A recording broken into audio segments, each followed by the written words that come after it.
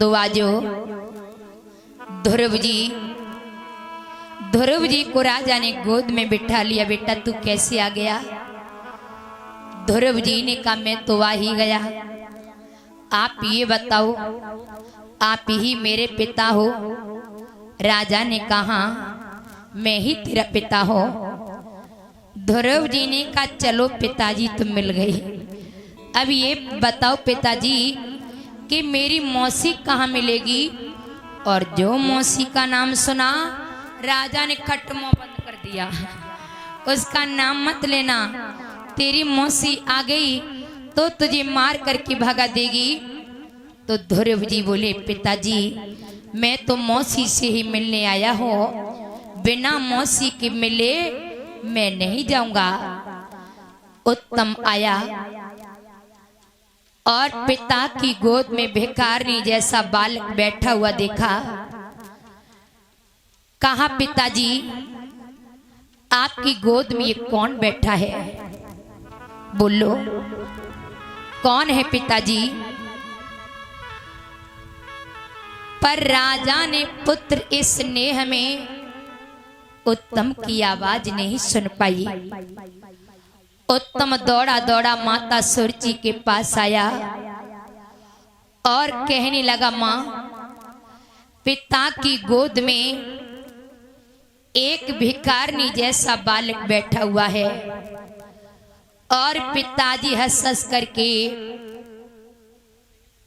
उससे बात कर रहे हैं। मां हमसे नहीं बोल रहे हैं।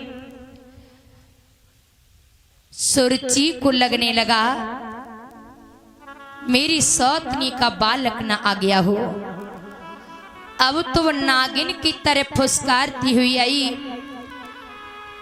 और अपनी सौतनी के बालक को बैठा हुआ देखा तो राजा की गोद से बालक को उठाया और जमीन पर पटक दिया। कहा रे तेरी इतनी हिम्मत जो तू राजा की गोद में आकर के बैठ गया? अरे अधिकार तो सिर्फ मेरी बेटा उत्तम का है कि हटी भागी दुष्ट नीच पापी पूरब में भजन किया होता तो उत्तम के बदले तूने ही मेरी कोख से जन्म लिया होता।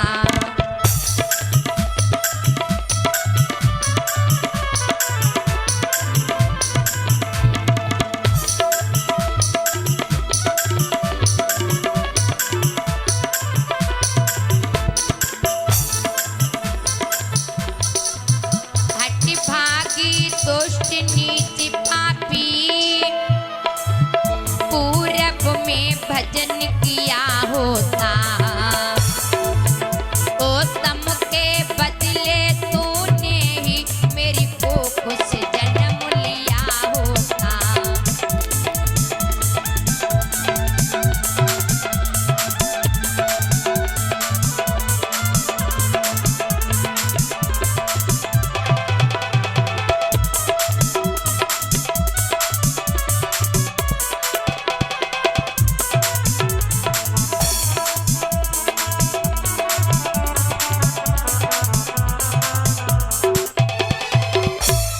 भक्तो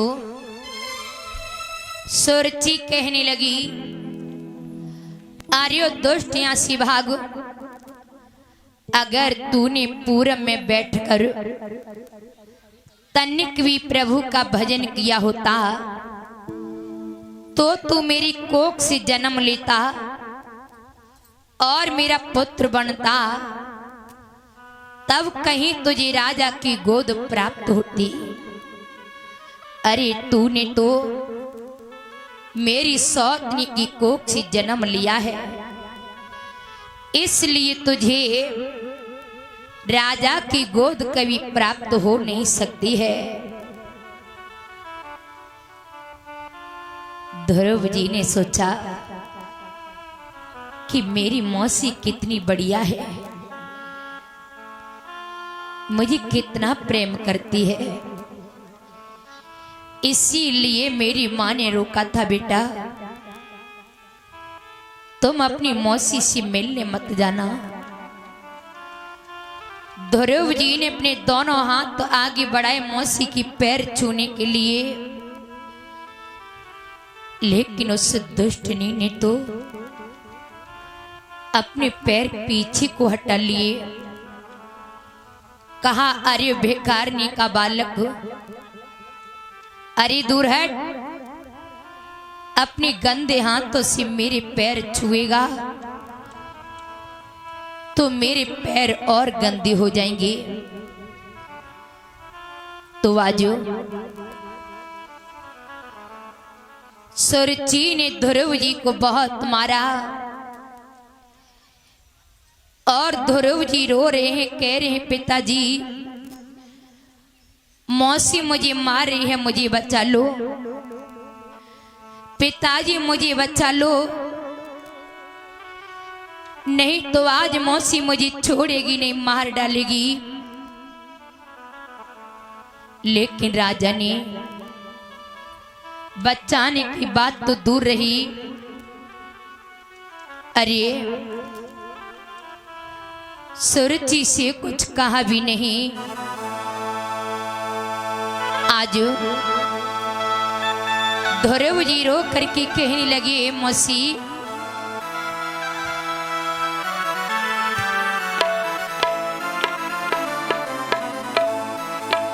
ऐसी ना मारी मौसी,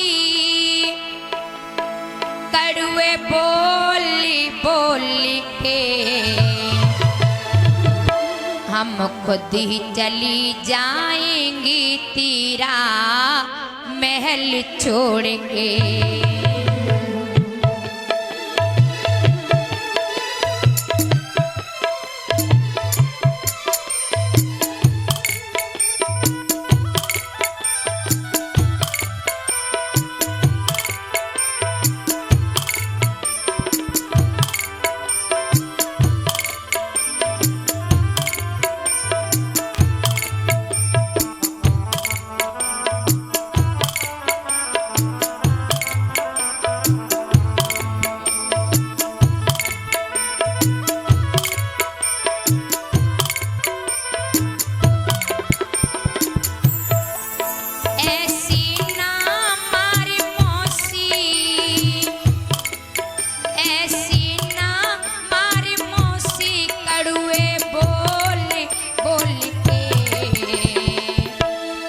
हम खुद ही चली जाएंगे तेरा महल छोड़ के, हम खुद ही चली जाएंगे तेरा।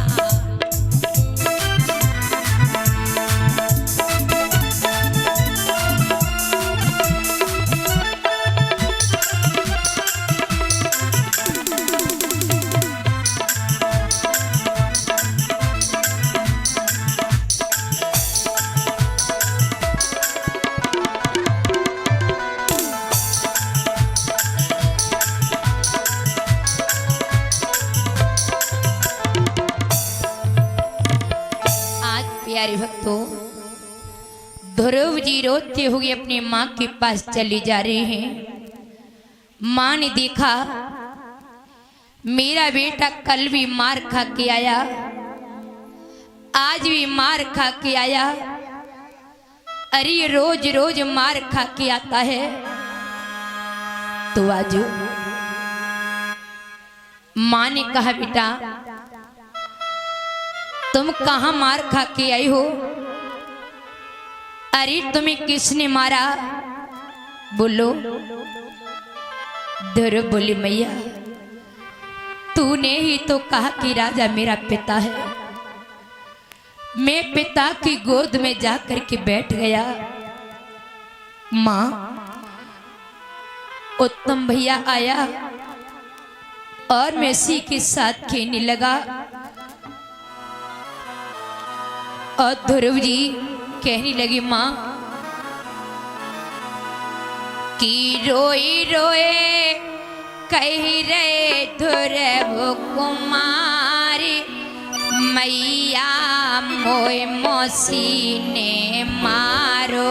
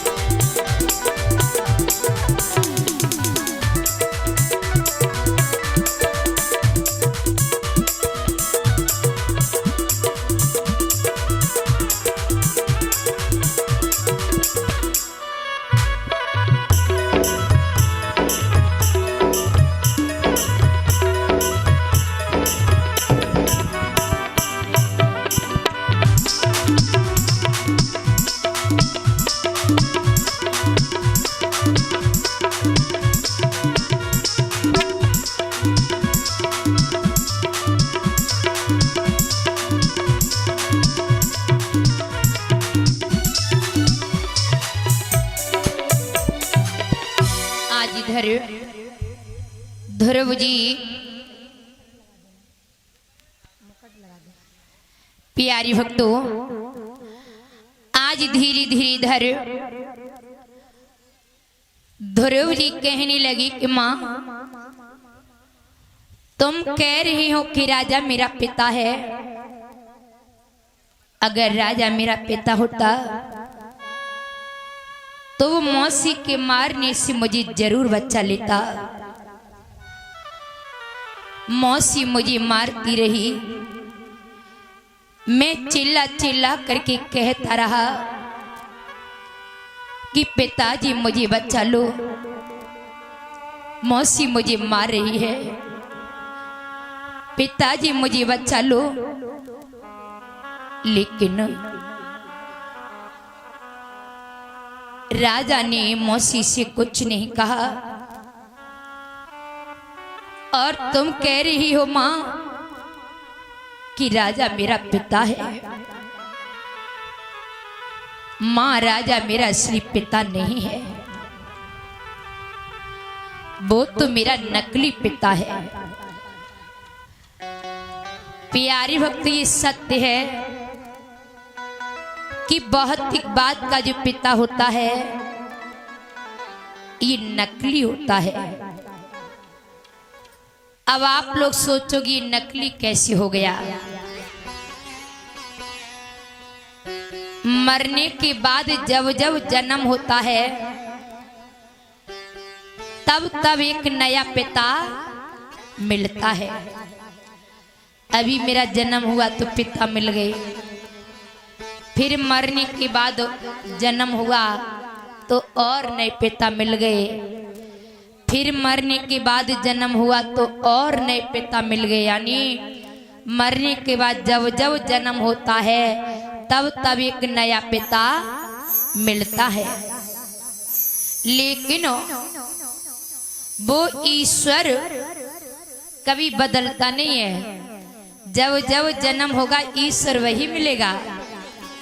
तो वो ईश्वर ही इस जीव का असली पिता है। और मां कह रही बेटा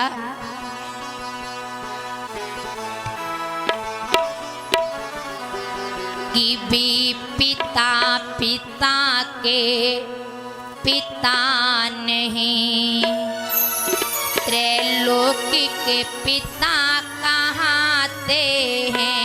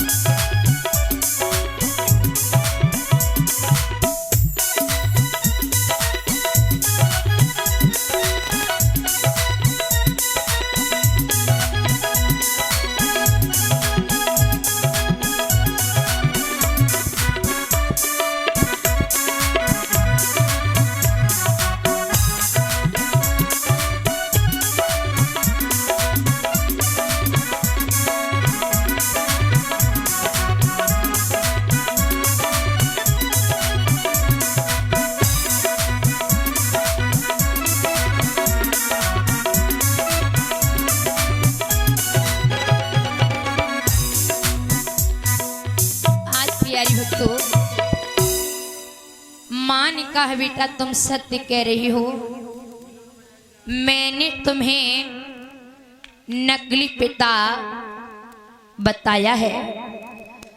अरे जीव का असली पिता तो वो है परमात्मा, और वो कभी बदलता नहीं, वो तो एक रस रहता है।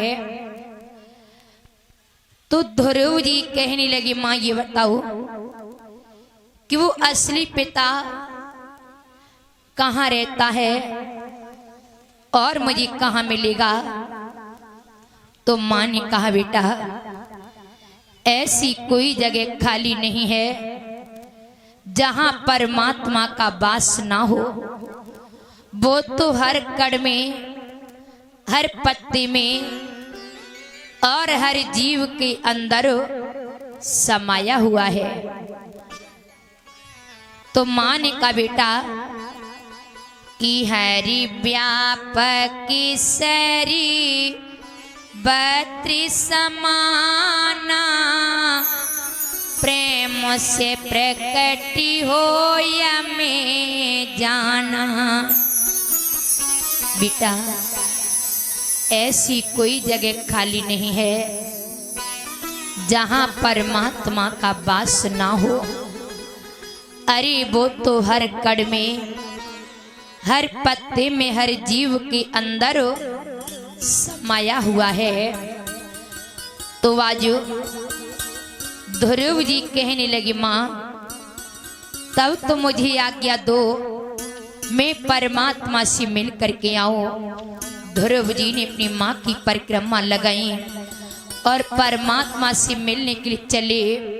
माँ रोने लगी, अपने बेटे को बहुत तेरा समझाया, रोका, परंतु ध्रुव जी नहीं रुके और कहने लगी माँ तू चिंता ना कर, मैं लौट कर आऊंगा तो परमात्मा को ही लेकर लौटूंगा, बिना परमात्मा के मिले मैं नहीं आऊंगा। ध्रुव जी चले जा रहे हैं। तो आज लोगों ने राजा से कहा महाराज आपका बेटा जा रहा है वन में परमात्मा से मिलने के लिए, अरे उसे लौटा लो, वो वन में जाएगा तो उसे कोई जंगली जानवर खा जाएगा। तो राजा ने कहा सुनो, हमारी दो बेटा हैं, दोनों का आधा आधा राज्य हो गया, वो लौट आए। लोगों ने कहा महाराज आपके पिताजी ने आपको आधा राज्य दे दिया, अब तो लौट चलो। ध्रुव जी खड़े हो गए, बारे परमात्मा वास्तव में तू बहुत बड़ा है। अरे मैंने तेरा नाम लेकर 50 कदम क्या रख लिए, अब तो तू मुझे आधा राज्य देने लगा, आगे जाऊंगा तो न जाने तू मुझे कितना बड़ा राज्य दे दे। जाओ भैया राजा से कह देना कि मुझे राज्य की कोई चाहना नहीं है। महाराज से कह देना कि वो अपने राज्य को संभालें और मैं बिना परमात्मा के मिले नहीं लौटूंगा। तो लोगों ने कहा महाराज आपका बेटा लौट नहीं रहा है, अरे उसे लौटा लो, वो वन में जाएगा तो उसे कोई जंगली जानवर खा जाएगा। राजा ने कहा जाओ मेरी बेटी को लौटा लाओ, ध्रुव ही मेरा सबसे बड़ा बेटा है और उसका पूरा राज्य हो गया, वो लौट आई। तो लोगों ने कहा ध्रुव भैया अब तो आपके पिताजी ने आपको पूरा राज्य दे दिया, अब तो लौट चलो। ध्रुव जी खड़े हो गए, कहने लगे बारी परमात्मा वास्तव में तू बहुत बड़ा है, मैंने तेरा नाम लेकर 100 कदम क्या रख लिए, अब तो प्रभु तुम मुझे पूरा राज्य देने लगे। प्रभु आगे जाऊंगा तो न जाने तुम मुझे कितना बड़ा राज्य दे दो। ध्रुव जी खड़ी हो गई और कहने लगी भैया मुझे राज्य की कोई चाहना नहीं है, जाओ महाराज को बता दो वो अपने राज्य को संभाले, मैं तो परमात्मा से मिलने जा रहा हूं और मैं परमात्मा से मिल करके ही लौटूंगा। ध्रुव जी आगे को बढ़ी तो प्यारी भक्तों ध्रुव जी चले जा रहे हैं तो रास्ते में ध्रुव जी को